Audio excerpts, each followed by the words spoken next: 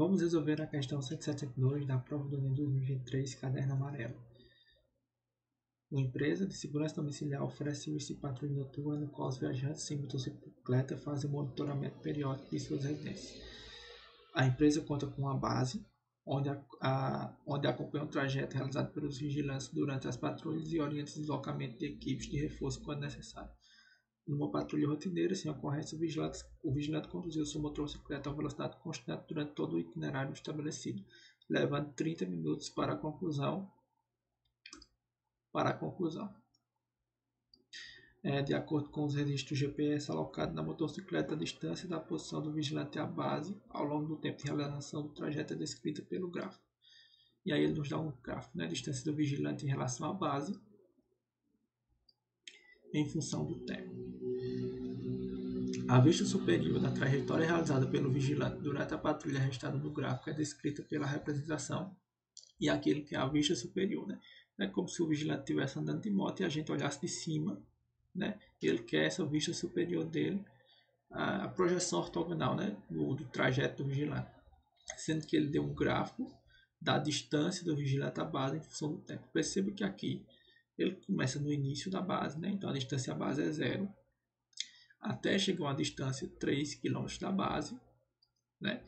Ele permanece a essa distância da base por 10 minutos, né? E começa a se aproximar novamente da base, né? Até chegar na base, né? Se a distância até a base é 0, é porque ele está na base, certo? Então, ele foi da base até uma distância de 3 km, né? Continuou por essa distância de 3 km, né? E foi voltando à base, né? Pegando pelas alternativas, né? A gente vê que essa B, né, ela não pode ser, porque vamos dizer que a base dele seja aqui, a base, né? Se ele foi, né, vamos dizer que essa aqui seja a distância de 3 km, né? Essa linha aqui seja a distância que representa os 3 km.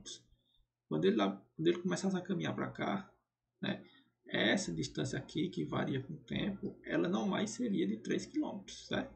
Ela variaria aí com o tempo, certo? Passando para mais de 3 km ou menos de 3 km. Certo? Então essa B não pode ser. Essa letra C, né, nem sequer ele volta para a base, né? Se a base fosse aqui, ou se a base fosse aqui, ou se a base fosse aqui, né? Perceba que o caminho que ele faz é esse, então a base só poderia ser aqui. Ele faz um caminho e volta, mas ele não volta para a base, né? Então essa letra C ela também está fora. Do mesmo jeito a letra D, né? A letra D também não faz um caminho fechado, então ela está fora também. Então só nos resta letra A e letra E, né? Então para a gente eliminar aqui, qual que seria a ideia? Perceba que durante tempos iguais, né, de 10 minutos, ele fez um certo percurso, tá bom? Então mais ou menos ele foi, né, fez o que seria uma trajetória de um setor circular. Como é que eu sei que é um setor circular, né? Porque esses tempos aqui eles são iguais, né? Eles são iguais de forma que ele percorreu mais ou menos a mesma distância, né? Daqui até aqui ele percorreu a mesma distância, daqui até aqui ele percorreu a mesma distância, ele percorreu a mesma distância. Lembra que o enunciado fala que ele está em velocidade constante, né? A gente leu aqui, em algum momento ele fala que ele está em uma velocidade constante. Velocidade constante aqui, ó. Velocidade constante durante todo o itinerário estabelecido, né? Então, para ele andar essa grande distância aqui, né, ele teria que no meio do caminho, nesses 10 minutos, andar com uma velocidade muito maior. Só que ele andou, né, em uma velocidade constante, certo? Se a gente quisesse, né, tecnicamente provar isso aqui, certo? Veja que aqui é o raio da circunferência, certo? Vamos achar qual é esse ângulo alfa mais ou menos aqui, certo? Esse daqui seria um raio, né? E se ele está a velocidade mais ou menos constante, isso daqui também deveria ter um valor de raio, né? Então vamos ver se o ângulo delta ele anda R, sabendo que com o ângulo de 360 ele anda 2πr, 2πr, certo? Então a gente é só multiplicar em cruz esse ângulo θ aqui é 360 vezes R dividido por 2 vezes π vezes R, 2πr. R vai com R, o π, né?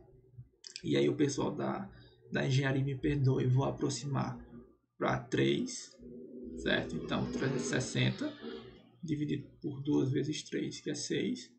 360 dividido por 6 dá 60. Então, esse ângulo seria mais ou menos 60 graus, certo?